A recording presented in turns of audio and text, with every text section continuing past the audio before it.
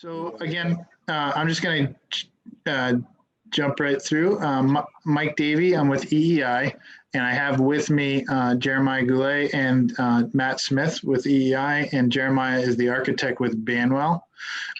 We were brought on by the school district to look at the elementary school following the failed bond vote from March of last year. At that bond vote, for anyone who probably isn't aware, as most are, was intended to consider relocating the elementary school to the high school complex. It was a fairly costly project, and it didn't end up not, although it had a lot of merit, it didn't win the support of the vote. However, there was known problems in the elementary school, and our company EEI had many similar success stories in Portsmouth and in Somersworth and in Belmont, in taking old elementary schools, renovating them, getting more useful life out of them so they can serve their communities for generations to come. Next slide. So in Sunapee, the first step was to look with a structural and civil engineer and say, does this building have more useful life in it? And the answer that we came up with was yes. If we can make some improvements to this building, we feel that we can renovate it so that it'll serve this community for generations to come. And so Jeremiah is going to walk us through some of the problems with the current site, as well as the planned potential improvements that should be considered. Sure. Hi, everyone. This is Jeremiah. We'll start with the site. You know, there's a few deficiencies here, or challenges, if you may.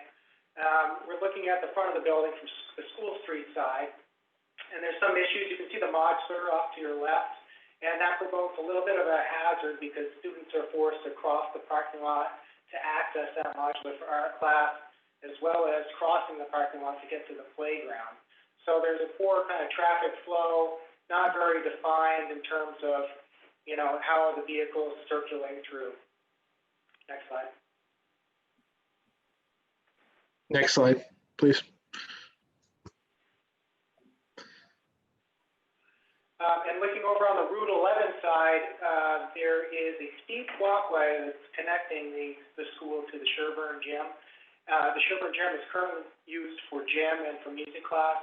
And part of the proposed plan in building the addition and reorganizing the spaces inside is to reduce the dependence on the Sherburne Gym to minimize the extent of walking back and forth.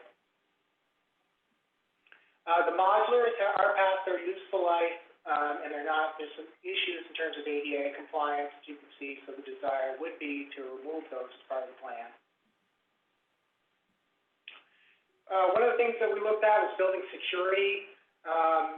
This is a view of the vestibule at the entrance, and it's not ideal in that the administration is dispersed throughout the building. There isn't a direct connection from that vestibule to the administration area.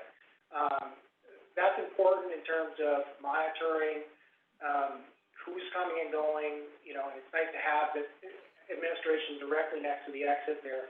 Up on the second level, and they're also downstairs currently. So you need to be buzzed into this vestibule, which can access the lower level if the door is open there where the arrow was pointing. So that poses a security issue. There's no direct check-in. Next slide. A lot of spaces are undersized in the existing building to meet your current program that we've come to be aware after talks with the school. And it extends from the special education spaces.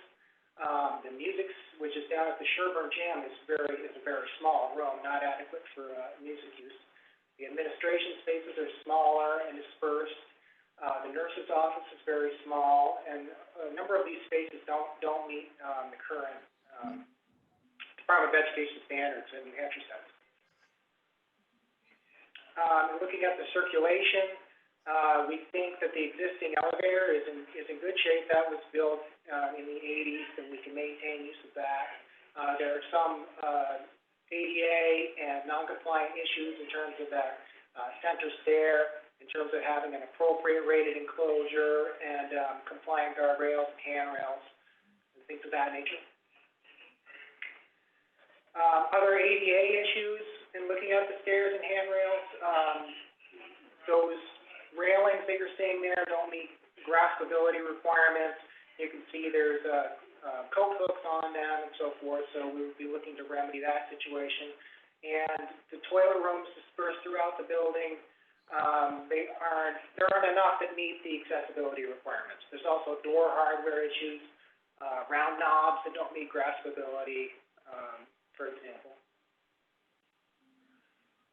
The performance platform is not ADA compliant. There's no handicap access to it right now, which is one of the things that we would aim to address.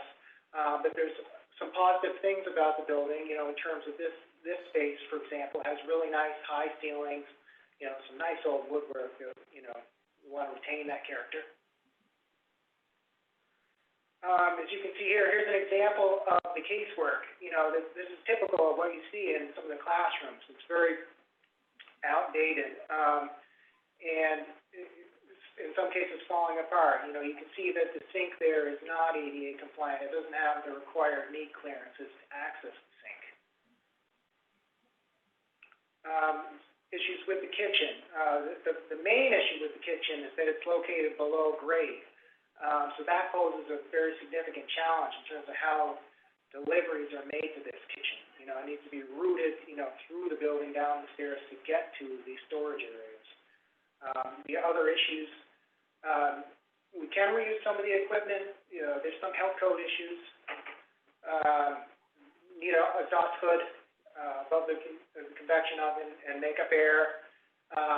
You need some electrical separation that isn't there now. You can see in the upper right-hand corner that some electrical panels that are located over the dishwashing station that needs to be changed. Heat and ventilation, these are the old steam radiators. So that's a safety issue. They're not very functional with furniture in front of them. This is a view of one of the existing classrooms, nice high ceilings. And it will lend well to a ventilation retrofit, which is one of the things that this school is sorely lacking, is a lack of ventilation. And the fluorescent light there can be easily replaced, retrofitted into LED, which is very common nowadays. So one of the things that is really an issue in the school is it still relies on an old steam system boiler with no ventilation. So this was state-of-the-art system in the 1930s, and that's the way it was designed, and it really hasn't been changed since. The problem, certainly you can heat the building with this, but it's hard to control. It's also does not even come close to meeting the current standards of bringing fresh air into each classroom when the windows are closed. So the building, obviously if they open the windows, it can be ventilated, but that's not, on a day like today in my house, it's 19 degrees. That's really not adequate. So what we would like to do is replace the oil steam system here and also at the Sherburne Gym with a wood biomass plant that'll heat both buildings. We can apply for a $200,000 grant, and will help us save more than $30,000 in energy, as well as make the school from burning a fossil fuel to burning a renewable New Hampshire fuel. And we would also upgrade the ventilation to modern standards using the existing chases from the exhaust duct. Next slide. Would you like me to continue, Mike? Yep. Sure. So this is a view of the proposed site plan. The additions that we would be proposing for this 10-6 option are shown in green. The larger one is right adjacent there on the east side there.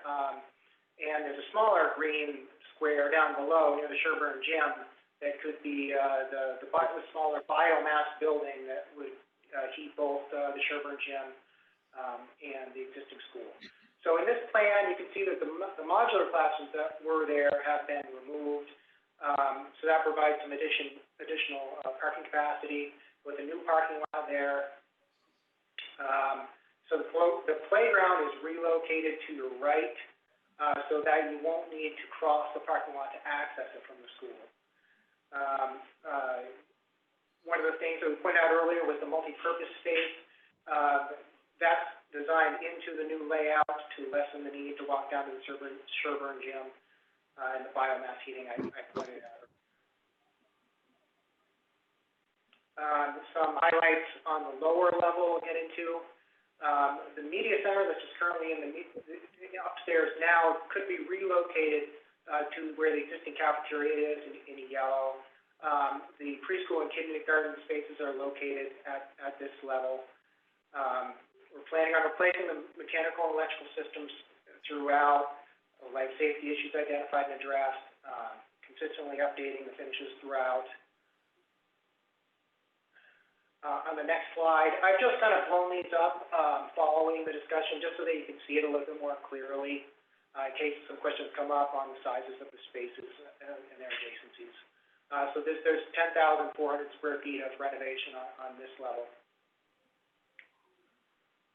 On the main level floor plan, you can see the addition on the right. The orange spaces are the new administration spaces located directly adjacent to a secure entry. The new nurses suite located directly next to the administration spaces as well in the new addition. It would also have an isolation room feature where a student could be directly dismissed from class, if the case there's an issue, coronavirus issue, for example. Cafeteria and kitchen relocated to the addition. You can see the large yellow space on the right. Improved delivery access to fix the health and safety issues so that the kitchen is located at grade, which makes deliveries much easier. And the media center, planning on that to become a multi-purpose room, as we discussed, to reduce the need to walk up to the Sherburne gym, and the stage expanded to be made accessible. On the next slide, here's an enlarged view to give you a better sense of how the spaces are laid out. On the upper level, in the addition, we proposed new art and music room. There's a new classroom as well in there, and a special education space. So there's 3 900 square foot classrooms in that addition on the upper level. The special services rooms have been expanded throughout from the space that we gained from creating the addition to be reorganized. And we're also proposing renovating the bathrooms to be made ADA compliant. And the next slide. Yeah, and the next slide is just a larger view again of that to give you a sense. And how we're connecting the building throughout on this level. One of the things we would like to do is remove that central stair that came to that has some code compliance issues, and that will give you some more square footage in the existing floor plan. And having that direct connection, we have a stair inside the addition. Here are some elevation views, some proposed at this stage. At the top, that's the view from the School Street side, and then below is the Route 11 side. And we've also added some 3D views to give you a better sense of what we're proposing at this time. On the next slide, and you can see the new main entrance there on the upper right. So this is the view from the School Street side. On the lower picture, you can see the existing elevator that we'd be tying into that was built in 1986. In order to construct this addition, we'd be proposing to remove the existing vestibule to make way for this addition connection. And here's a view from the Route 11 side showing the cafeteria, which is the larger glass there to give you a view down towards Route 11 off that corner.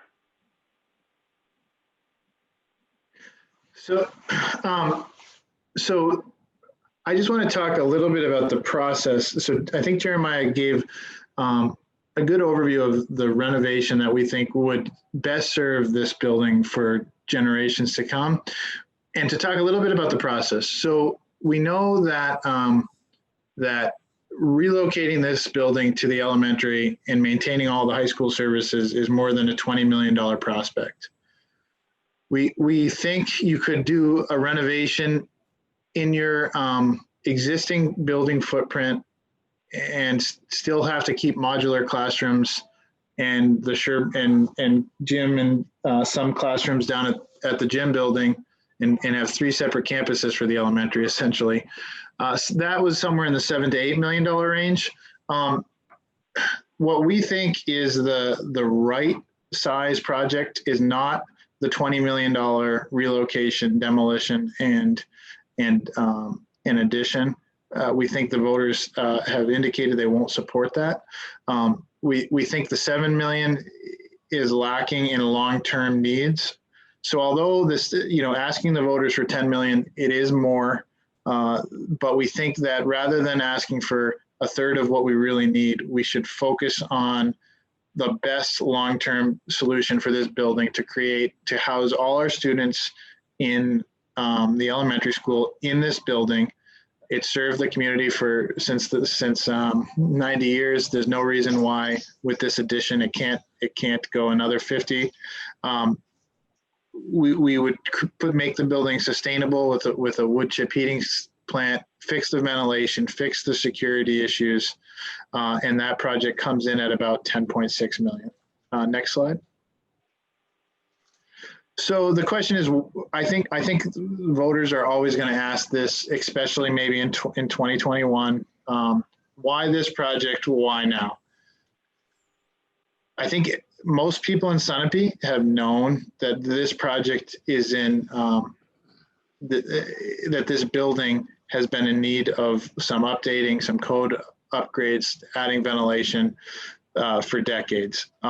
It's been put off because there's been a lot of thoughts about, should we move somewhere else? Should we redistrict? Should we, everything under the sun has been talked about. Well, what that's led to is pushing those deferred projects further and further down, this building getting older and older, and these security issues still not being addressed, which really I think the school board feels is not acceptable.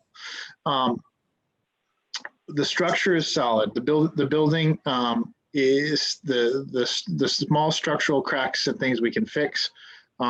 We can bring this building up to current ADA code, current fire code.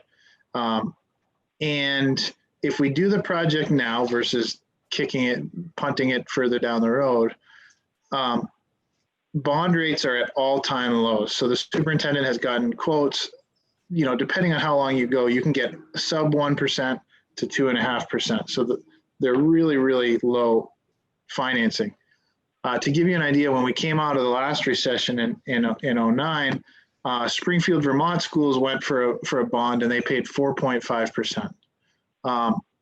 If you borrow 10 million, 10.6 at 4.5% versus borrowing it at 2.5% over 20 years, that will save you 2.6 million. So I'm not an economist. I don't know where rates will go, but I know that I doubt they can go much lower than this. And doing it now will save 2.6 million over the life of the bond period using a 20-year financing. And this project, we think it's the porridge is just right approach, where it's not going to have a significant a tax impact, but it will check all the boxes on what the elementary school students need and what the faculty needs to deliver modern education. We think it will check all those boxes and keep the education right in the heart of the downtown next to Sherburne. We think this is the right size project. We did get an affirmative 6-3 vote from a committee that was just looking at studying what to do with the district. I think that was informative that this project would get at least 2/3 of that committee support.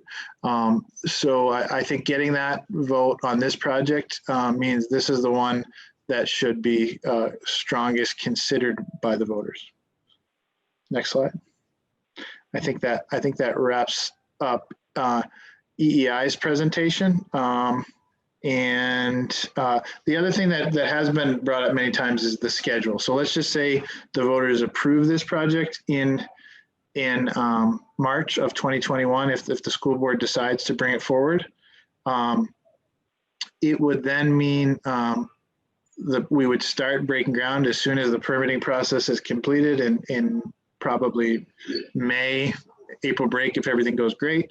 And then by New Year's of the following year, the entire project would be complete.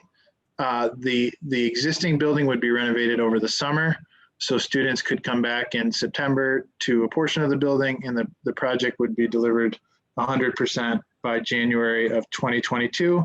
And that would mean at that point, we will have ventilated building, renewable heat, all the buildings, a secure building with all the students in one building for the entire day. And I think as well as bringing it up to code. So there's been a lot of talk. The board hasn't 100% decided that this is the right mix, but I think that's the project that the committee had voted on in the affirmative recently.